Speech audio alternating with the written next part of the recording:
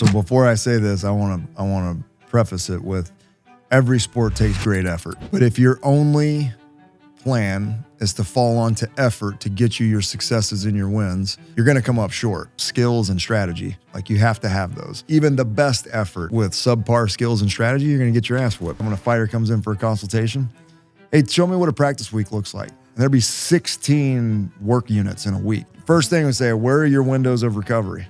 Where are your opportunities to recover from the work you just did? Well, we're good. We'll tough through it. And it's just like, you realize there's no adaptation until after you recover from the stimulus, right? The stimulus doesn't actually give you the change. When someone lifts weights, they think immediately they're stronger. And I'm like, oh, no, there's a whole bunch of other shit that's got to happen, including calories in and everything else before that really becomes an adaptation. I wish I could flip a switch. That'd be awesome. But I'm actually going to have to rely on a lot of other shit going right.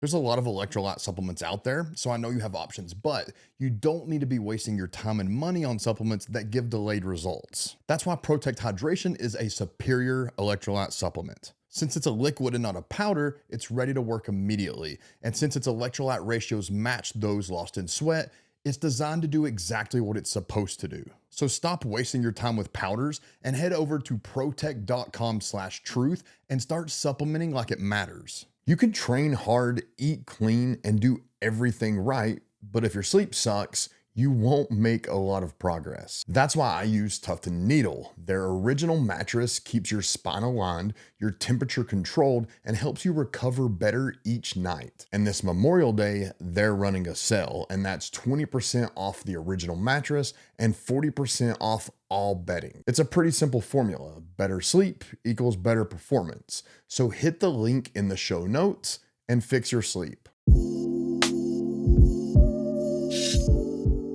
So you worked at the Olympic Training Center with acrobatic and combat sports. Then after that, sometime University of Michigan Olympic sports. Then the UFC Performance Institute, obviously working primarily with fighters, solely with fighters. Mm-hmm. And now you're at Texas A&M working with Olympic sports again. Yep. In a different position. You're the assistant athletic director over strength and conditioning. That's right. It's a long title. Yep. And what I'm most interested in is the differences in all those, because they seem similar to the average person, but they're vastly different in sport and capacity. Like, what's been the biggest changes you've seen between those? Well, one, I would say there's definitely a transition in myself going from opportunist to then strategist when it comes to selecting different employment opportunities. When you're cutting your teeth in this industry, you have to accumulate experience, right? So I was looking for opportunities to accumulate the best experience. What were some of the best brands that I could put myself in a position to where I could not only lend my skill set and education at the time, but where I could get surrounded by great people and people who are going to mentor me and give me opportunities to grow. So each of those stages offered very different things.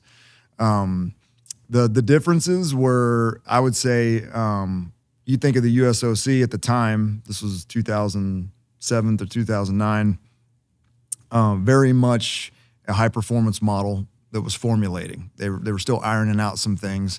And so as a young coach who was just coming from a small NAIA school in Jackson, Mississippi at the time,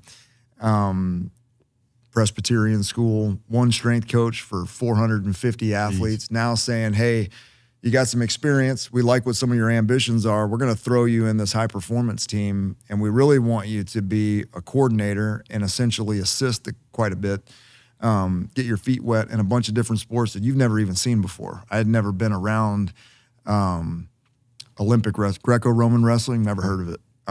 Water polo, never heard of it. Modern pentathlon, never heard of it. Bobsled, heard of it, never seen it. Watched a funny movie about it, right?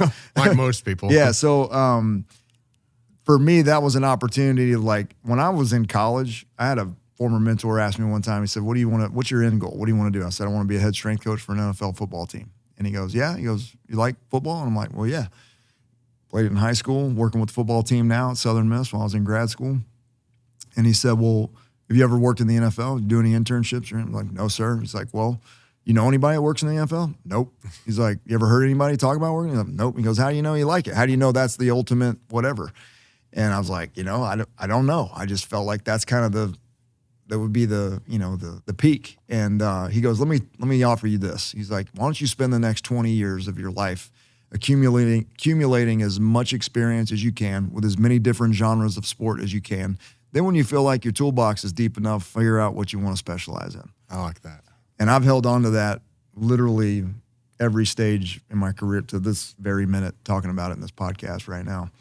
And so when I got that opportunity at the USOC, that's the first thing I looked at. Like, man, there's a bunch of stuff there that I am super unfamiliar with. So this could be pretty cool at adding some things to my toolbox. Not to mention, Dr. Randy Wilbur was down the hall doing research. He wrote most of Lance Armstrong's training as he was coming up, and his team, that whole discovery team in their training. Dr. Bill Sands, who is a famous biomechanist, did all the modern research on biomechanics and efficiency with gymnastics, men's and women's gymnastics at the time, the Caroli ranches and all of that. He was all in the middle of that. So there were folks that had written books that I studied in college whose offices were now going to be right down the hall from mine. So I was like nerding out big time. Not to mention, working with Tom and Terry Brands and the national wrestling team. I'm like, okay, because we didn't have wrestling that much in not in public schools in Louisiana where I grew up. But we watched it. We tuned in. I'd watched all the Dan Gable documentaries and all. Yeah. We paid attention to Big Ten wrestling and because we loved it. We idolized it. So knowing that we're rubbing elbows. I mean, Kevin Jackson he was coaching the travel teams. Like, we knew he had a UFC tournament championship under his belt. Like, so I was just totally like, this could be a really cool experience. But anyway, and that's what I took it for. So that was a young strength coach really trying to still learn how to be a strength coach. When I went to Michigan, I was going back into a collegiate setting where I now had a new outside perspective that was not a collegiate perspective. And I thought I had something to offer in terms of the day-to-day organizational on how interacting with the team and coming up with the needs analysis in a bit more of a thorough fashion. And I was interested in that. Not to mention, that was a young University of Michigan athletics department. There were 3 strength coaches for, at the time, 29 sports on the Olympic side. There were 3 strength coaches with football, and 2 of those guys helped out with the hockey and basketball team. So this was before you had 5 football strength coaches and then an army of Olympic sports strength coaches. So over the next 8 years, I got to be a part of a leadership team that grew that department into an 11-person staff, added 2 facilities, added 2 more sports with men's lacrosse, and there was one other one we added at the time. Anyhow, so lots of management growth, lots of oversight of personnel, distributing that personnel, allocating resources. I was starting to get my feet wet in that stuff. And then when the UFC opportunity came around, I mean, they had a third-party recruiter that was essentially looking for practitioners in certain genres of performance that had familiarity with combat sports or weight cutting sports. And that's where my experience from the USOC with wrestling, working in acrobat and combat, I would say 80% of my time was spent with the national wrestling teams, freestyle, Greco-Roman, and then also judo. Probably about 30% of the time was with USA Boxing. And so weight cutting, different styles of it, had started to definitely affect how I was prescribing. It gave me a conscience on how I was prescribing and what something else I needed to be empathetic towards. And then on top of that, just dealing with the nature of combat athletes, right? They're wired different. They want to get in a fight to say I won. That's what it's about. So when that came knocking, the biggest thing, yes, I thought the UFC was cool. I watched some fights from time to time. By no means was I the biggest UFC fight fan. Not near as much as what I am now. But what intrigued me was here you have what was at the time becoming a very premier mainstream sport. They had overtaken hockey in TV time at the time in terms of TV revenue. And this was before ESPN and all that stuff. This was right after the acquisition by Endeavor or IMG at the time. And so I was thinking, I'm like, man, well, it's one thing to join a really cool performance team. It's another thing to be a part of generating a performance team from the bottom floor for a sport that's already premier. I thought that was a really cool, unique experience. How many more opportunities will pop up like that with new mainstream sports in the next 100 years? I would think not very many.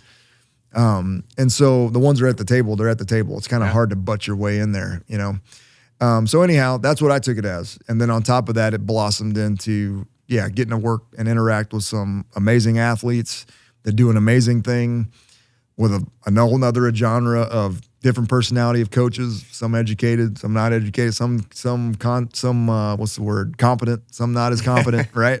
It's one of those industries, you don't have to have an accreditation. Anyone can be a fight coach, right? If you just you get enough street cred, someone says, hey, coach, can you work with me and be in my corner? Yep, you can do it. Doesn't matter if you're, the baker or the whatever else in the neighborhood. So being able to play a role in guiding and advising and giving some what we would thought was constructive information for a fighter and how they're going to manage their career, mainly their livelihood. As we know, you're going to accumulate injuries in fighting. So I like that part of it. I like being a little bit of a caretaker on top of trying to push the envelope of performance for those that could allow you and put you in position to do that. The A&M thing had a different itch. One thing, it was definitely, and people will say, the people when I left, they'll all say, well, the reason they left is because you want to get closer to home. That was definitely part of it. I mean, that was an attractive side. I've always had an itch to scratch when it comes to college administration because I perceive a lot of NCAA programs. They're like puppy mills, man. They all do the same thing. They all push a few hundred kids through the door. They get them to sell tickets on the game. Every now and then they'll come up with a national championship, and then they're perceived as experts. But it's not always based on, you don't hear a lot of revere about the strategy. You don't hear a lot of revere on that. It's talent, it's recruitment, it's the next big name coach, things along those lines.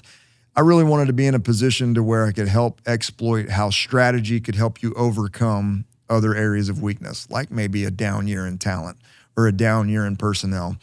Because with good strategy, you can actually develop. And I feel like in athletics these days, particularly in developmental, I still consider college to be developmental athletics, we don't put as much stock into development as we used to. There used to be coaches, their pedigree was made off of taking someone who was average and turning them into something special. Whereas now we're recruiting special and hoping that it wins on a Saturday. And I really want to get back to, because there's some artists out there that can really take something and mold it into something special. And you can see that, you can hear it in their language, the coaches that can do that. Getting around sport coaches that know their craft so intricately, they can take someone that's got an average understanding and skill set within that sport and then work with them over a long period of time and turn them into a really influential character within that sport. Those are the folks I want to learn from. Those are the folks I want to strategize with, and that's what I want to bring my skill set as a practitioner to be a part of that big picture and how they do that. Because what I do at its very fundamental form is development. There's no magic switch. I wish I could just give a kid a pill and go, you're strong, you're fast, you're explosive, and you can't. You got to understand and do a needs analysis on where they're at and then try to figure out what's the recipe to get them to the next stage and the next stage and the next stage. And so we are literally, we are bred off of the idea of development. And to think that now there's so many coaches and administrations and personalities pulling away from that, and they just want to invest more. Let's recruit better. Let's go and get and you'll get some of those. That's great. You're not going to get 100 of them. So what do you do with the other 80 that are not?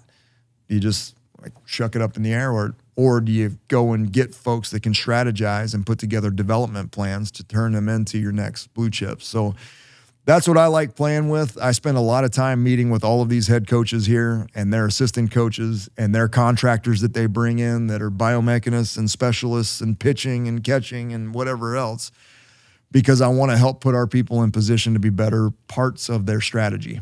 Not to mention, it's a really awkward question these days when you ask a head coach, Coach, tell me about your strategy. How are we going to, with our context right now, our personnel, the upcoming season, what is our strategy to win? What are we going to do? What's our emphasis look like? What does our periodization look like? It's really awkward answers that we get. Most of the time, very unclear, very vague, right down to the last hour before preseason camp starts. Now, they're not all like that. We've got some that are masterminds. We have way too many, in my opinion, that they struggle with that. And it's not, I wouldn't even say it's not necessarily a knock on them, but they also don't have personnel poking at them saying, well, let's figure out then, what is our strategy? Let's identify with it. We should have one. We have a brand. We have everything else here. We should have a strategy. And when people see it walk onto the field, they should recognize it. Even if we weren't wearing the jersey, like, oh shit, that's A&M. You know why? Because that's what they do. That's them. Like that's their calling card. So anyway, that's my itch with college athletics. These guys have given me an opportunity to be able to do that here amongst our 14, 15 Olympic sports outside of football. And the welcome's been great. We've got a great staff here. We've got good support in a lot of different areas. We have a lot more coordination to do with making integration a bit more seamless. There are definitely different logistics here. The UFC PI, man, my PT, we had a glass window separating us, so we could be in each other's ear anytime we needed to. Here, you got to walk around the corner, schedule a meeting. It's a little separated, so you got to do some logistical magic, but it does have the ability to be upgraded, and that's what I'm here for, is to try to move some needles. If you want the absolute best protein source, then I have it for you. It's Axis Deer from my friends at Maui Nui Venison in Hawaii. It's not only the best protein source, but also the best tasting. And Maui Nui is now offering Truth Serum listeners a limited selection at my favorite cuts of venison. Remember, deer are wild, naturally organic, and grass-fed animals, so supply is always limited. So head over to mauinuivenison.com/truth. That's MAUINUI venison.com/truth and start eating deer. Halface Blades makes 100% American-made knives for the world's best military operators, hunters, and chefs. People who need knives to make a living or stay alive. That's why I trust them with my own everyday carry knife. So if things like buying American and high performance matter to you, head over to halfaceblades.com and throw away your cheap gas station knives. Yeah, and one of the things that I feel like as you described that your goal that you're really trying to do is bring synergy among the program with everyone. And in my own experience working with UFC athletes, and I want to see how that compares with your experience in the UFC and in everything you've done. I feel like with the UFC, that is one thing that combat athletes you don't see that could make all the difference is there's not synergy among nutrition, strength conditioning, the boxing coach, the kickboxing coach, the jiu-jitsu. There's no overall program development. And you just don't see, even though the PI came in, and that was kind of the goal, it was to create that, but fighters can live wherever they want.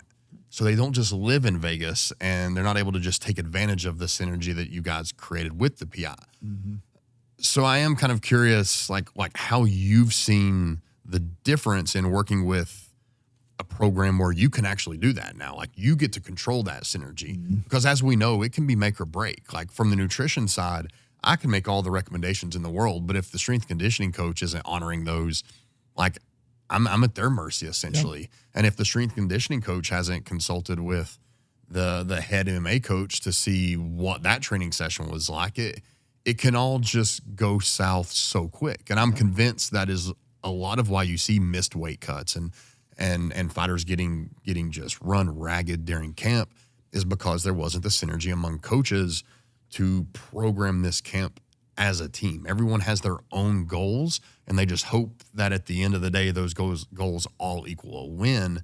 And it's like you've come in, and one of the things, the itch that you've scratched with this is you've kind of found your ability to create that synergy, whereas you probably didn't see it as much before. Yeah, one of the big challenges, you hit it right on the head with the UFC, is that, one, we spent an awful amount of time in the beginning just showcasing some credibility, because organized in that fashion, it was very foreign to them. As you know, fighting is all about confidence, and those camps are tight. Those circles are tight. And so to have an outsider then provide some insights on potential systems, strategies, diagnostics, whatever, it was weird. It took a while. In the early days, we had some of those symposiums where we brought all those head coaches on the PI campus just to talk shop. And those first couple conversations were awkward, dude. No one wanted to crack the ice. And then you started hearing people say things like, well, I don't want to talk about that because that's like my team's whatever. And I'm like, look, you guys understand at the end of the day, it's still a competition, right? So I'm going to take my shit, I'm going to line it up against your shit, and we're going to see whose shit rises to the top. That's a competition. Then if you're a real competitor, you're going to go back and you're going to re-scramble your stuff up again, and you're going to bring it back in. And that's the same way a bartender mixes a cocktail, dude. If it don't taste good, you go and you mix the shit a little bit different, you bring it back. When they say this is delicious, you make more of them and you sell them, and And so before we could ever get to making that recipe, we had to get our foot in the door with just saying, one, we're credible professionals in some of these different specific areas.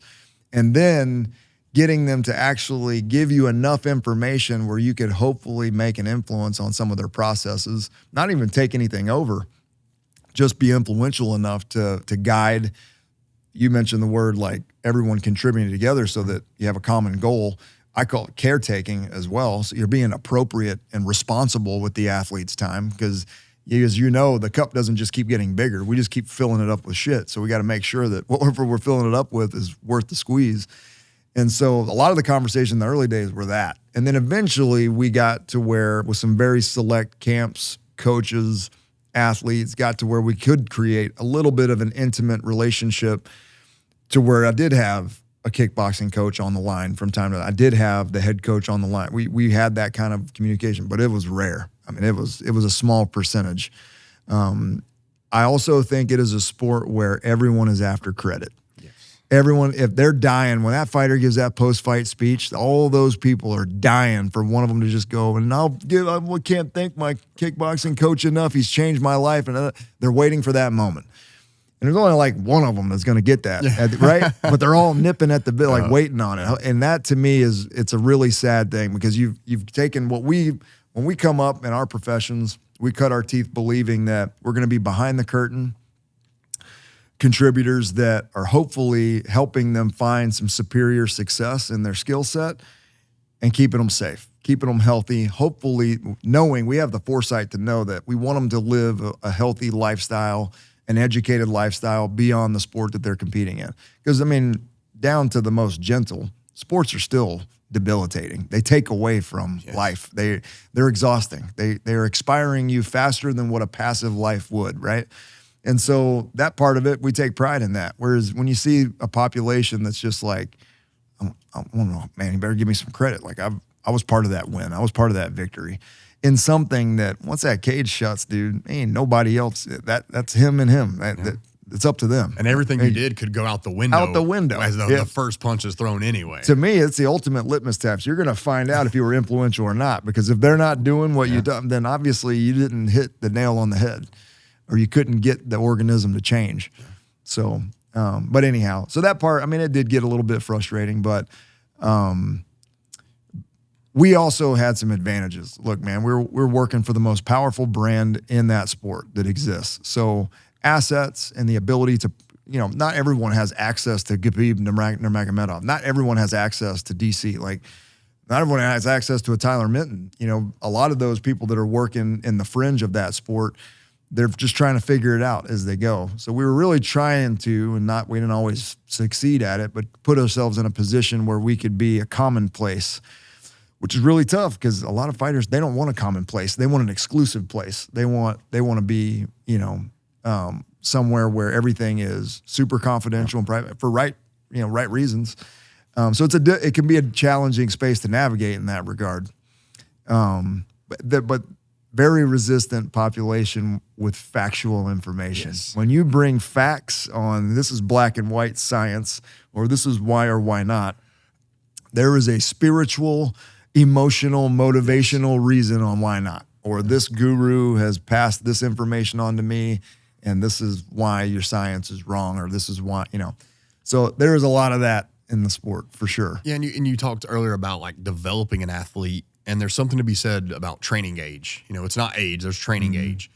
And with fighters in particular, and in college, we can actually say this about both college athletes and fighters, you have a lot of very young people when it comes to training age. There's people in the UFC that, in the terms of strength conditioning, are novices. Yeah. In terms of dieting, they're complete unknown. And even at the college, like I also, I've consulted with some NCAA teams. I work with NFL athletes. And I was kind of surprised when I got into those world, how many guys are in the upper levels of the NCAA and even the NFL, and their training age is so little, like so young. These guys, they've really not been developed. They just got to where they were based off pure talent. Yeah. And you kind of said it earlier, it's like a lot of times those are the guys the coaches just run and go with.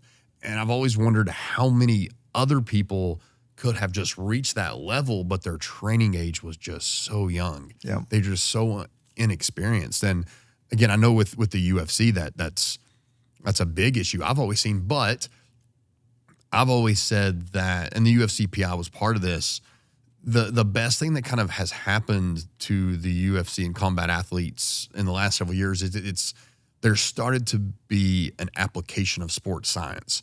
Before it's just fighting. And in a lot of ways it still is. Like there's times like I've had people just getting in, you know, funny conversations based off of what's a sport, you know, is NASCAR a sport or not? And this, you know, and I've joked with some people and they're like, well, is fighting a sport? I'm like, man, sometimes I don't think so. It's just, sometimes it's just fighting. And in fact, that's kind of the beauty of it. Well, what makes a sport, right? Yeah. Really scoring it. The second you start scoring it, that's the only thing that makes it a sport. Outside, it's a fight other than that. And that is a question I want to ask you that I love asking people in that are well versed with athletes. And I don't think there's a right answer, and that's kind of the cool thing about it. But what defines athleticism? Like what makes someone an athlete in your book? So I would say the same if someone said, what makes someone a mechanic, right? Skills. I mean, it's really skills. Everyone will debate till the cows come home which sport is more of a sport than a sport, or what's more athletic. What's the age-old question, right? Who's the best athlete that ever did it? Yeah. Anything, right? They'll be like, oh, it's Michael Jordan. It's like, well, he ain't never took a punch before. Oh, it's Ken Griffey Jr. Yeah. It's like, he's never hit anybody before. Like, so, you know, you could argue that till the cows come home. But every single one of those, regardless of the genre of sport you go into, the difference between the elites and the novices is skills. They can perform higher levels of that skill more frequently, more often, on demand in tougher situations. When you look at the first place team versus the last place team, you can see a big discrepancy. You look at the first place team compared to the second place team, you run the statistics, there's still a discrepancy. It's closer, but that's why they're in second. But you know what I mean? It boils down to a skill set. So when you ask like what defines athleticism, it's the accumulation of skills, and then how refined are those skills. That is, and that's what I appreciate about athletics in general, is that, man, any way you slice it, they're all pretty special. When you look, especially when they get really good at it. You watch a pitcher throw a changeup, dude, like it's nasty. How does he do that? I can barely throw a ball just at a regular speed. How's he dictating what the speed is doing? But his motion is the same. Like, you know what I mean? Or these guys that non-telegraph a lead uppercut. Like, how does he do that? If I do that, they're going to see all kinds of shit dipping and diving, and next thing you know, I'm swinging at air. And like, so I just have a deep appreciation for skills. You know, I give this a lot of credit because it influenced me when I was younger in my career. When I was at the USOC, I wouldn't say it was the thing I was excited that they gave me. At first, I was pretty skeptical, but they wanted me to look after the men's and women's national teams for figure skating. And I'm like, I don't know anything about it. All I knew was at the time, I was not a fan of subjective sports that were sports based off of judging criteria, not that you actually had to score something or achieve a certain mark or distance to win. And so, but the thing that I learned to appreciate working with those folks, and these were young kids, man, they were 17. The oldest one I had was a male who was maybe like 24 years old. Wow. The precision and skills was uncanny. Because one, you're on a blade of ice, you're on a steel blade on ice. But the rate of speed and the level of skills that they were doing and the time it took to acquire those skills, I gained an appreciation for that. And that translated into every other sport I worked on after that. When I worked with lacrosse, immediately I was enamored by the attackmen and some of the skills with their stick, like how finesse it was, but how powerful it could be, how quick it was, but sometimes almost magical because there was so much hiding of the ball and hiding of the stick. Like, so I've always been infatuated with skill sets. And to me, you can be, we look at these physiological characteristics when some people think that's what makes you an athlete. I'm like, well, that makes you capable and that makes you opportunistic, but that don't make you the great football player. You still got to grab it, tackle it, whatever, you know what I mean? So the ones with the skill sets are always the ones that have infatuated me. Do you think athleticism can be taught? Like, do you think there's enough of, again, increasing that training age and repetition and doing it, like how much of that do you think can be developed if it's not a natural athlete? Sure. I think application is the ultimate teacher. So instructors are important and education is important, but you still need reps. You still need, so when it comes to me, it's kind of twofold. It's really cool to see those people develop, one, because you know they've got experience, because you can't do that without reps. You have to have reps. To develop that spin move to where it happens in the fraction of a second and no one's touching you, you have to have reps. At the same time, that builds calluses. So someone that's got that much experience, that's that skilled, they're not only skilled, and you're like, wow, they're a surgeon with that, but they're also calloused because they have mileage that has done that. And I have a real appreciation for that, for dedication and mileage and devotion to get to that point. Because they're very, even the ones that are like, man, he's natural. You look at his track record, he's still done it 100,000 times. And that to me that's an important piece that gets overlooked. Whereas the kid's like, man, I practice every Saturday, my jump shot's not getting any better. It's like, dude, go ask Michael Jordan about that. Yeah. Like, was it every Saturday? And then, but so I just, that when someone is at that level, there has been a devotion of time. And yes, I'm sure at some point someone passed along some good information. There was an instructor, there was some instruction that someone gave that really influenced what they were going to spend those reps on. But you got to have both.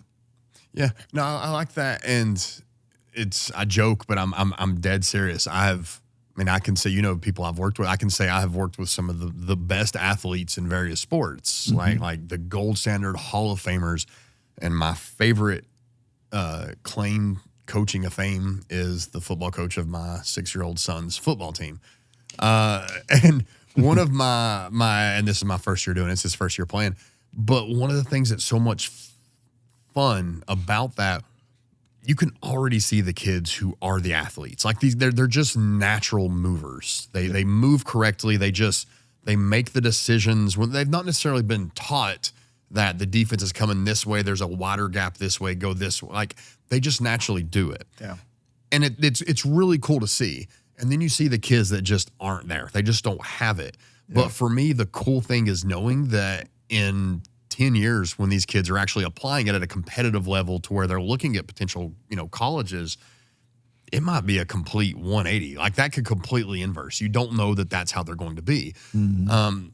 There's some that are already equipped naturally and genetically or whatever, however you have it, to become those things. But the fact of the matter is, I'm a very firm believer that it's people like me who can ruin that. Like there could be I firmly believe that there's a potential out there who the greatest athlete that ever lived maybe just never even played at a college level because he had a horrible coach when he was 7 years old. And so you have the ability at a younger age, but it's kind of the same thing you're doing at college as far as like you have the ability to develop them into something special or not. Derail them. Yes. And I think that can very much happen. And I think one of the first identifiers of a quality practitioner is that they have a conscience about that. Because that means you have some regulators built in. Those that feel like they have this overwhelming power to just be positive on everything that they touch, be skeptical. Because there's some still I look at and I can't figure them out. So, but that's why I'm a big fan of integration and using other eyeballs and other ears and other specialists, because they may see what I don't see. I can't figure this one out. I'm trying to find correct prescription, help me figure it out. And so it takes a village if you're going to do it right. But I think just having a conscience about it, knowing like, hey, I could, just as much as I think I could be helpful, I could screw this kid up. That's a real thing. And you definitely can. Absolutely. And it's at that level, which obviously I'm talking to an amazing collegiate level. So I'm not trying to try to compare the two, but I am talking about the differences. We're going back to like training age and development. Yeah. It's at that level. It's so funny too, because you'll see coaches coaching these 6, 7, 8-year-olds, like throwing their hats, getting mad. Like, how did you miss that snap? I'm like, because he's 6, bro. He's 6 years old. That's how he missed that snap. And I think at that level, you're not defined by your ability to like win the most games as much as how many of those kids play again the next year. Yeah. They liked it so much they want to play again the next year. And then they play again the next year. And then by the time they get to say like a high school level, they love it. And they get somewhere like you. And it's by the time you get to a college level, pretty much everyone loves the sport by then. Like you love it, you're invested, and then it becomes developing.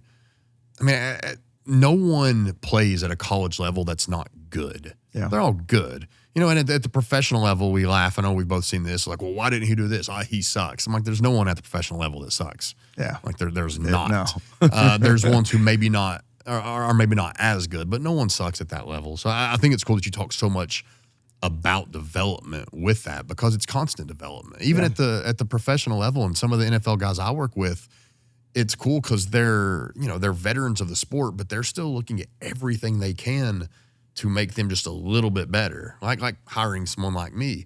Like, how can I just get a little bit better next year, even though I'm 30 years old, 34 years old? I mean, like, what can I do to still get a little bit better? Yep. And it's a continuous phase. Like you'll never fully get there. That upper echelon of training age that you're talking about, it's true. It's kind of like, to someone that makes $100 a week to spend $10, like that's a big deal. That's a big decision, right? To a multimillionaire to spend $10 is like, yeah. Well, it's the same with elite athletes. Like that 1% is a really big deal. It's kind of inverse in this example, but to a 19-year-old to gain 10%, it's like, that's pretty good. 1%, they don't even notice that. Like, well, what is that? Like, I've always made these big jumps in the summertime. I've always grown 1.5 inches in the summer in between, 10th and 11th grade. But yeah, to get someone that's got now 10 plus, 15 plus years of experience in that sport to gain 1%, it's highly influential. So yeah, the training age piece is, it's really important. Understanding it and really identifying is another one. I think responsibility that a lot of times just gets overlooked. Professionals get wrapped up in this cycle of, this is what I do every fall, and this is how I do it, and this is, now new class, this is how we do it, versus using the skills we were taught originally, which is building needs analysis and using the scientific method to figure out, what's most appropriate based on the given context. In a lot of these professions, including mine, people have gotten a little lazy at it. They want to just go automated. Well, this is my program. This is my system. This is what I do.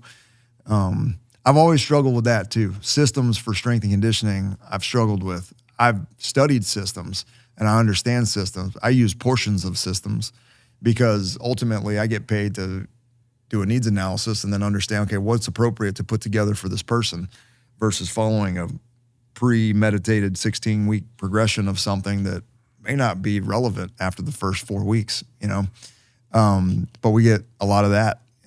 And that's kind of always been, they're like, well, what do you lean towards with this? Dude, there's a million of them. They're all great. They're all math equations. I just got to figure out, like, what's the appropriate dose, scale, and frequency of that particular math equation. And then when does it need to pivot and change?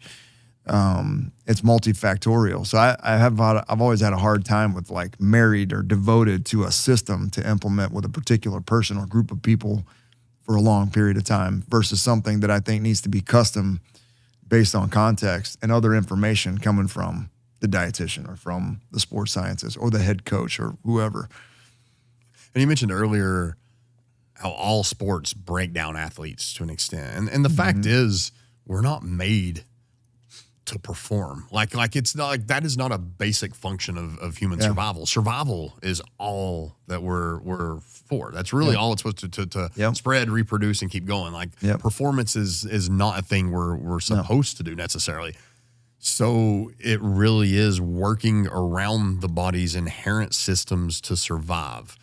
And I don't think a lot of people understand how much that goes into play. Like the human body does not care if you win. It doesn't care if you make weight. It doesn't care if you score a touchdown or hit a home. It cares none about that. It cares that you survive. And a lot of those things we do as practitioners counter that. It counters the survival mechanisms. Oh, yeah. And I don't think a lot of people understand that to the extent that they need to, that you have to work with those survival mechanisms to get, like, you're not, I always would laugh when people say, like, I'm trying to trick my body. I'm like, you know how long the human body has been around? Like, you're not going to trick it. Like that's not a real thing. You can't. You have muscle to work confusion. with it. Yeah, good luck. So it's one of those things. It's you constantly have to work around that, and that's where, like, periodization comes in, and working around recovering training sessions. And one thing I'm curious to talk to you about, because you've seen both, is like, what's the primary difference you've seen preparing athletes that have designated seasons and athletes that don't have seasons? Like, hey, Bo, I just took a fight. When is it? Yep. 6 weeks. Yep. You know, like how does the process change between those? Just to compare a few. So a more year-round sport like golf or even tennis for them, they play year-round. Like there's majors all around the year. And then you have fighting, which, you know, can be last minute, can be 8 weeks, 12 weeks, you know. Or a year of recovery. Day before, you know, Danny Gay. But the biggest difference I see in those is those sports have traditions of continual preparation. When you look at the golfs and the tennises, and they continue to prepare. Man, fighting has this nasty, habitual, cyclic nature where if I'm not booked for a card, I'm not doing much. I might practice my martial art a little bit. I'm not training. I'm not watching how I fuel. I'm not working on my recovery habits. I'm not sleeping. I'm not, you know. That used to drive me nuts. Yep. And I'm like, what is the point? Like, we're actually doing the most training during the least opportunistic time to cause adaptation when you're going through a 10-week caloric deficit, right? And I used, and fighters hated hearing it. I mean, and some of the best ones that I've worked with, this was the lecture that we got all the time. Why am I wasting my time for 8 weeks so you can waste the rest of your year?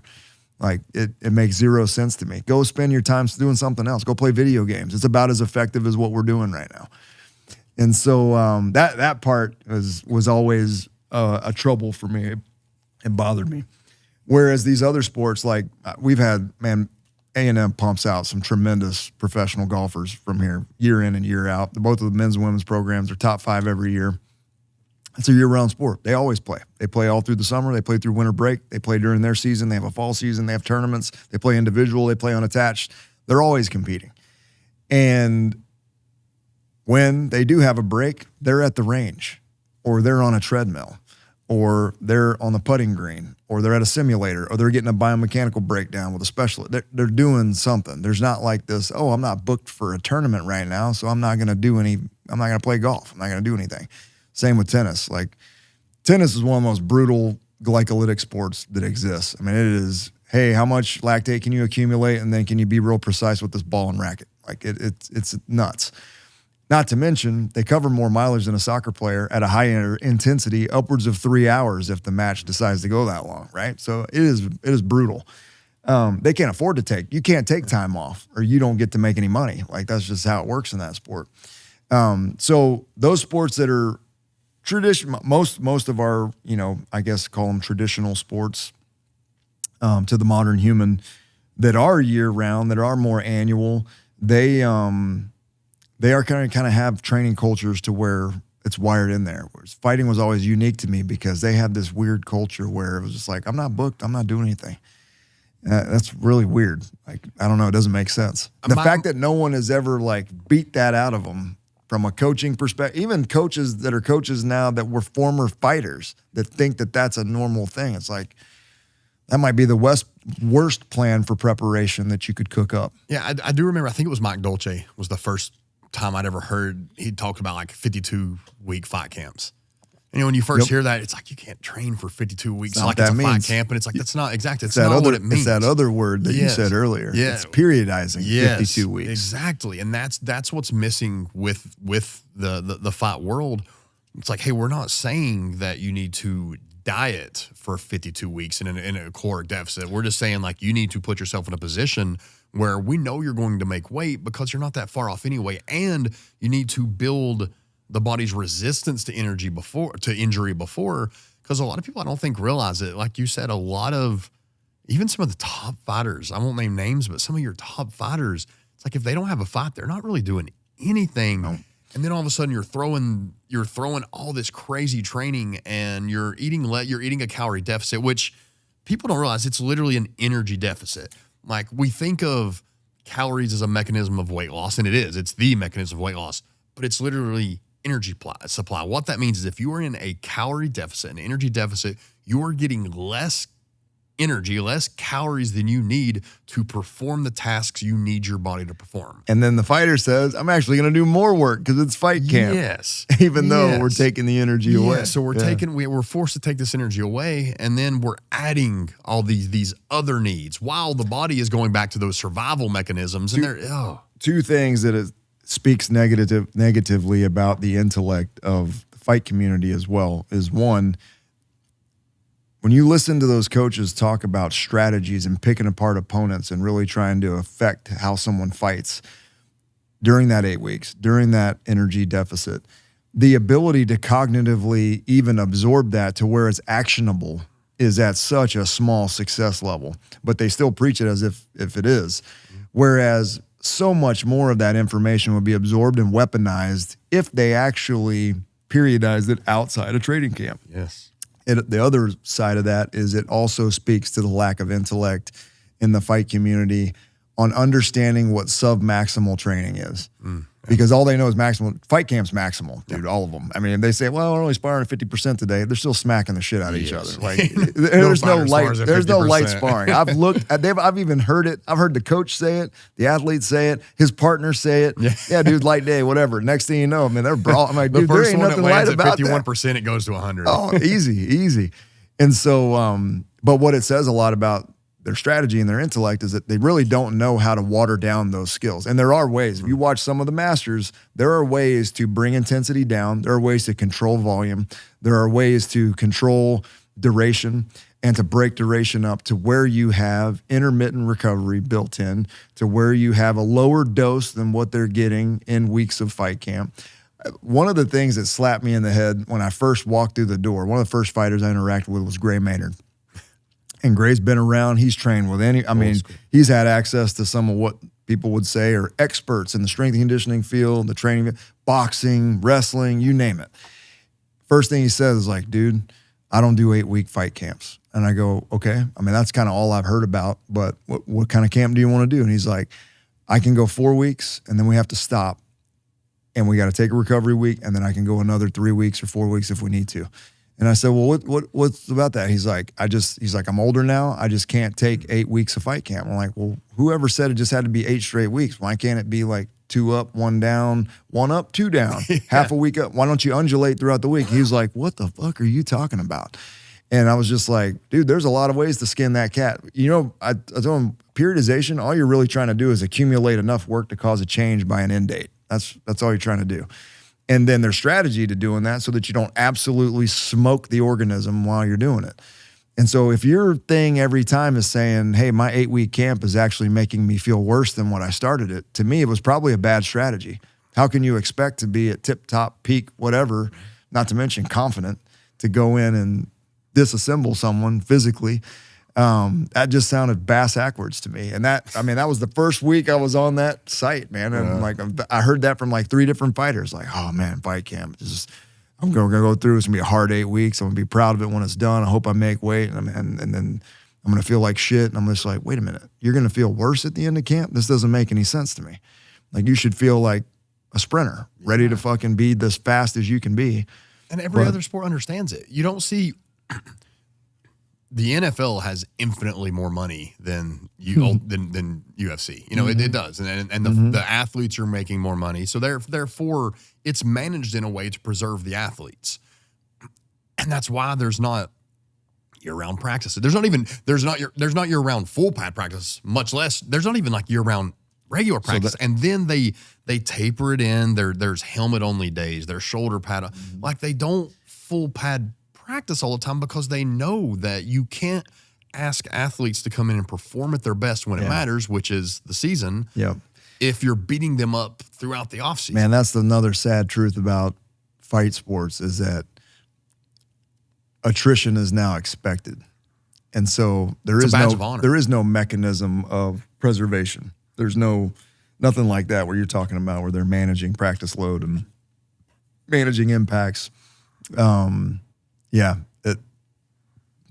That's sad because one, you would think, man, that's our prized fighter. Like, how long can we keep this guy in the sport? Like, how long can we keep him productive? And that, I don't think there's a lot of looking at it like that.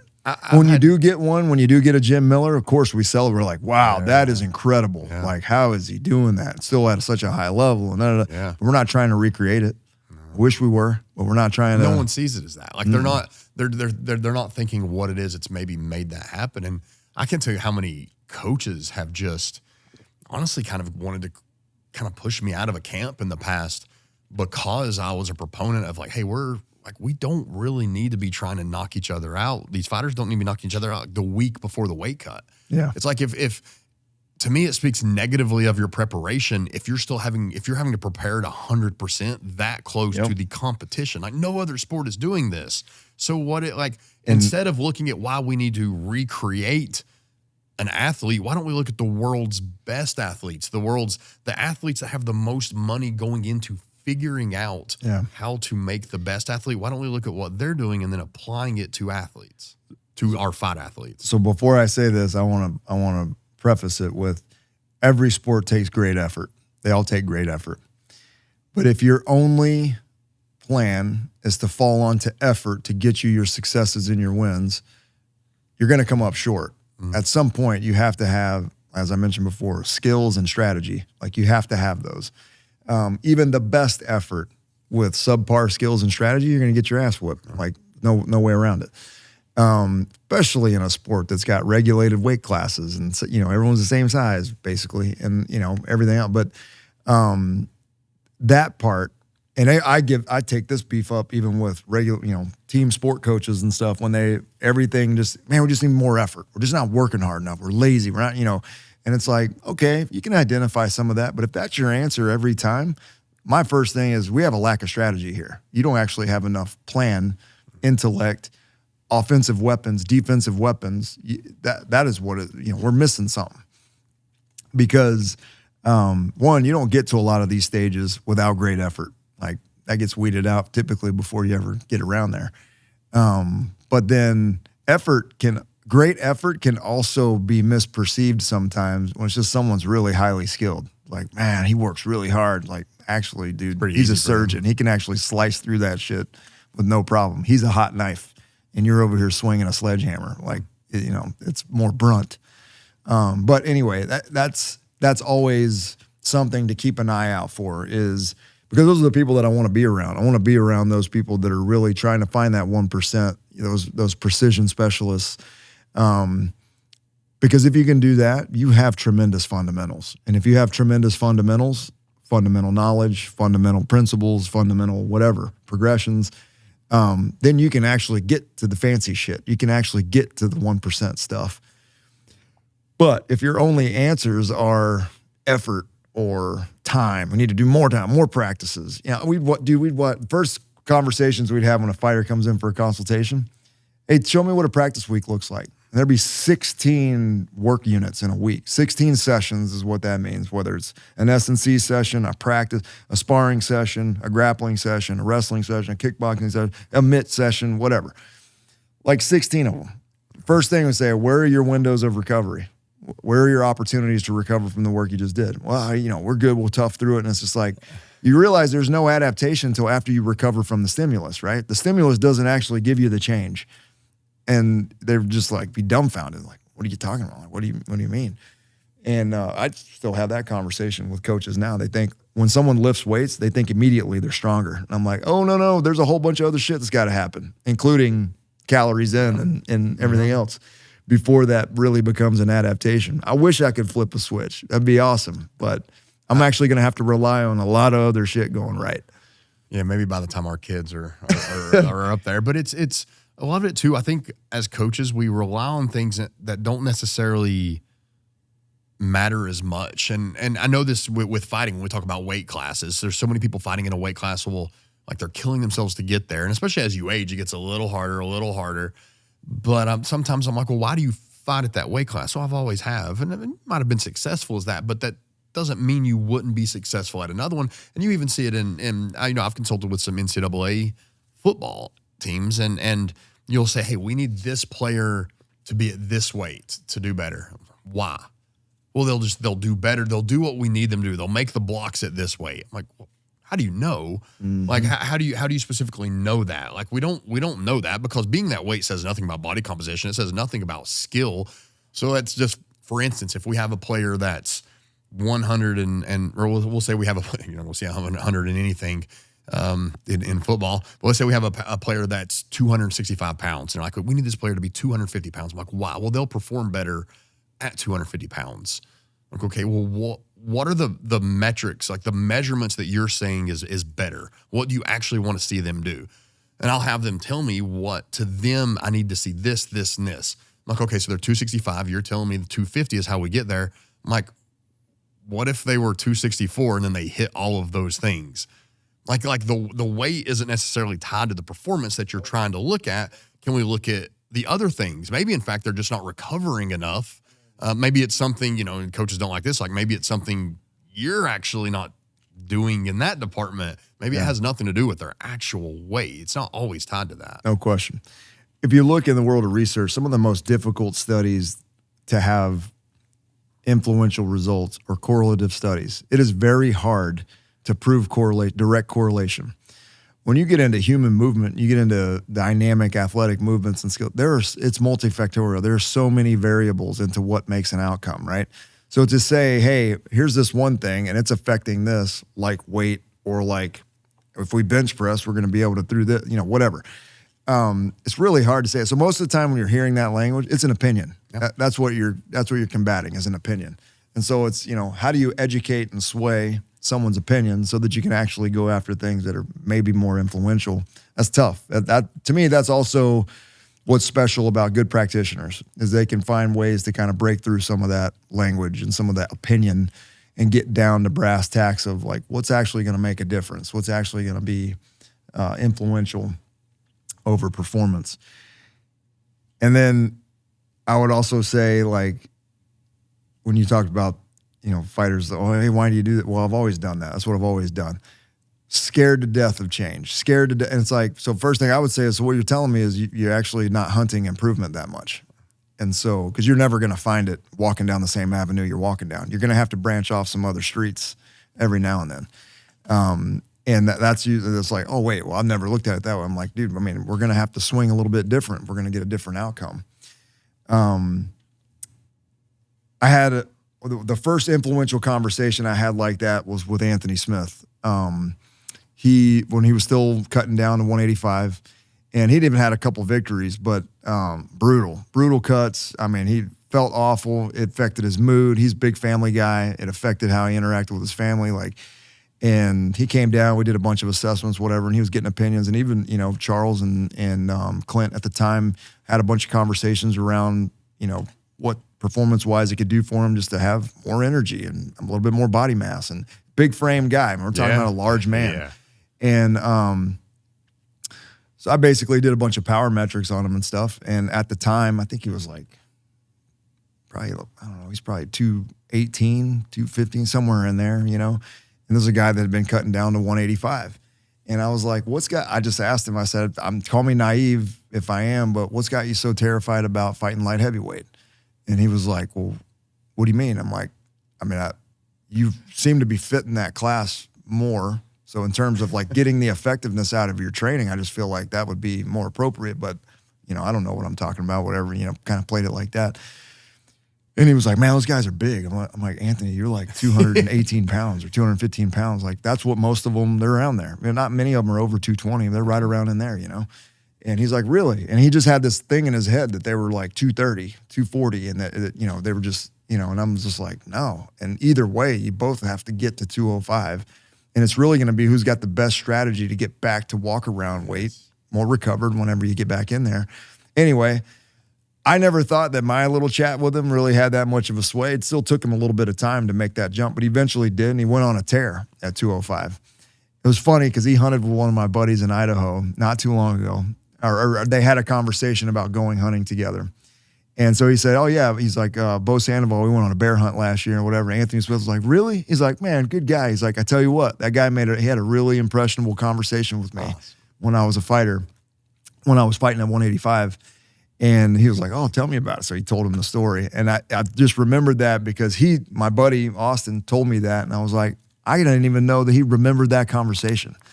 And so if you can speak against the grain a little bit, and it's not always arguing, it's palatable debate. It's what I think anyway, the most necessary conversations that need to go on when you're trying to devise a strategy. You got to speak against some opinions and things a little bit. And in that case, in his eyes at least, that was influential. That was enough to say, hey, I need to take a good look and figure out if I'm passing up an opportunity. But there's a lot of practitioners, even head coaches with high talented athletes. They're so scared to tell them, hey man, you're walking up the wrong path. Here's another option. This might actually provide a better opportunity for us.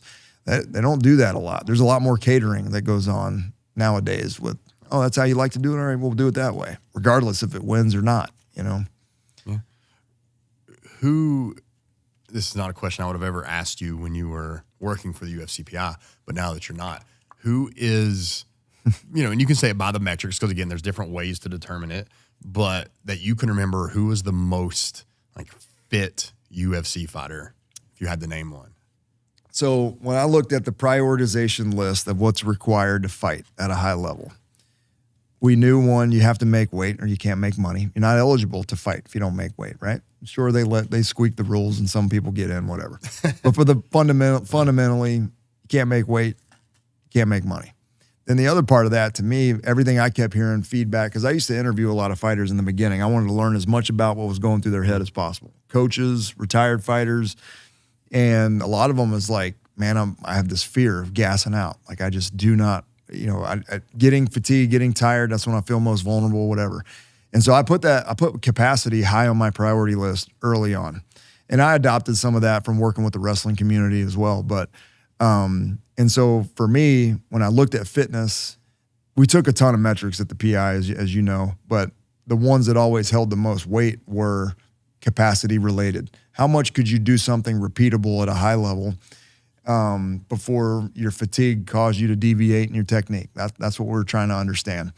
And so from an endurance standpoint, I always put that high on the pedestal. So when you ask that question, like who are the most fit, like some of the guys from a gas tank perspective that were just ridiculously talented were like Michelle Watterson, Joseph Benavidez, Cowboy Cerrone. These people had ridiculous mechanisms around buffering lactate and continuing to be able to throw significant strikes, shoot or defend takedowns, things that are high skill compound movements, even in the deepest waters of fatigue. Those are the ones that always kind of impressed me. And the UFC's littered with them. There's a bunch of them that are freaky in that regard. It doesn't always get exploited because someone can touch you once and put your lights out and you don't even get to showcase that part, right? I always also equated fitness to availability. So the ones that were not offline because they were injured or they did something stupid at a party or they got arrested or they got, whatever. If you were unavailable, to me, you weren't fit. And that was a big part of it. If you were available, if you're the one that could take the call whenever they gave it to you, because to me, if you're a fighter, you should be an opportunist. You're looking for ways to climb the ladder. If you climb the ladder, you make more money, you're more successful. If you're climbing the ladder, you're probably winning as well. And so I always want to be associated with winning, and one of the factors of winning is always being available. You look at the best pitchers in the world, they don't miss innings. You look at the best catchers in the world, they don't miss innings. You look at the best football players in the world, they don't miss snaps.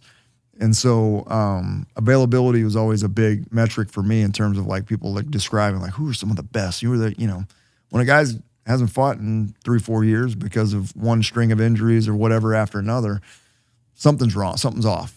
Their preparation's off, some of their skill, their tactics are off, what they're devoting their time to, something's off. And to me, that's not as fit as someone that is always available. Jim Miller, dude's fit, dude's mentally fit, physically fit, emotionally fit, You want to learn how to farm and shit, go ask him. He's fit in that area. So it's kind of a weird description, but no, I like that. And I've had that conversation with fighters and I can think of several ball sport athletes that there's been a conversation around that, because if we do nothing else but through integrating better nutrition, extend the amount of years you get to fight. So we get more fights. We go up maybe a weight class. I'm a big proponent of a lot of fighters going up a weight class, but now you get to fight more. That's more opportunities to show off. as say a football player, the more snaps you can get, like you could be one snap away from the highlight reel that they remember when they're renegotiating your contract.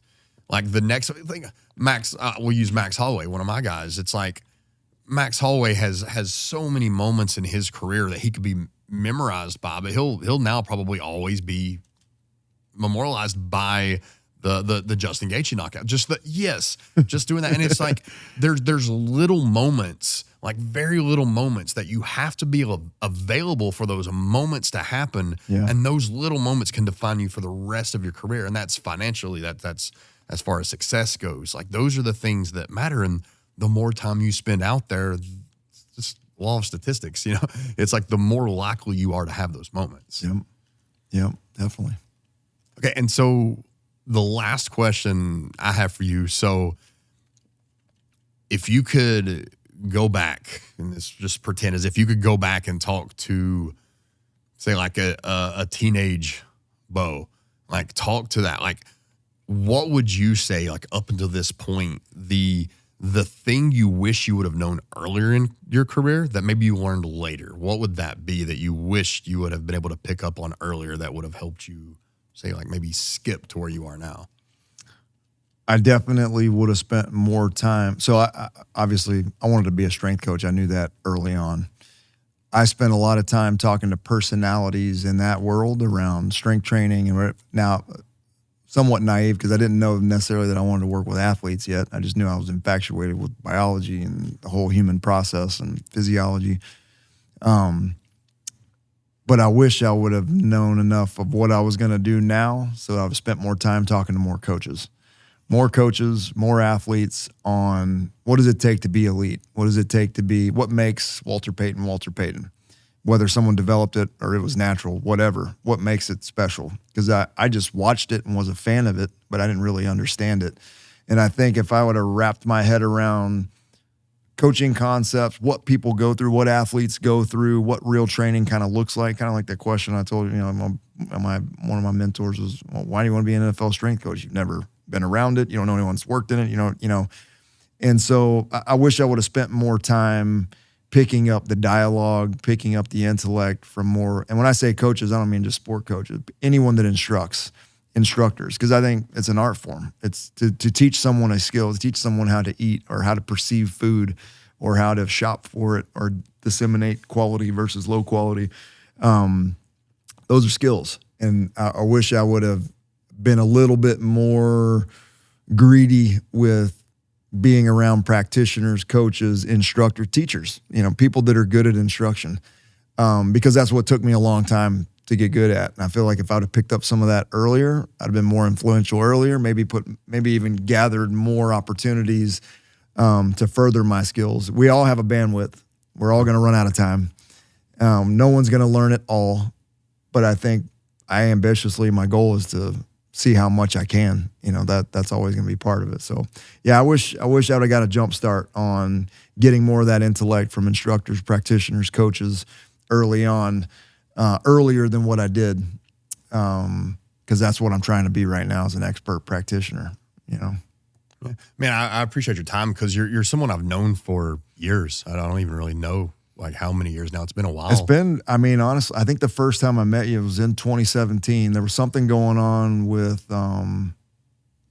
you came in, I think the Mayweather-McGregor boxing match, there was something going on and there was a few dietitians that came all at the same time around that area for something. I do. So I don't know if it was a course or if it something. But it's been a while. Yeah. But this gave me the opportunity because you're just multifaceted. Like you're not just been in one thing or the other. So it's cool to be able to, it's things I've wanted to talk to you about for a while. Actually, Clint, when I was like asking who people were, I was trying to learn everyone or whatever. He's like, that's Melee. And I'm like, wait, what? And so then he told me like, oh, he used to fight. Oh, that's cool. Cause I didn't really know anyone at the time, but so that's I think that was the end of 2017. I got there in March or April of 2017. Yeah, so I think that was maybe later in the fall or something. But awesome, man. Well, I appreciate it. I feel like we could do a whole other one. And, dude, give me a call. This has been great. I appreciate it. Yeah, thanks for the opportunity. I appreciate it. I want to thank you guys for watching, and also a word of thanks to our sponsors who have made this episode possible. All I ask is that you guys please hit the like and subscribe button, as it helps the podcast grow and so we can continue to bring on some great guests for you guys. I'll see you in the next one.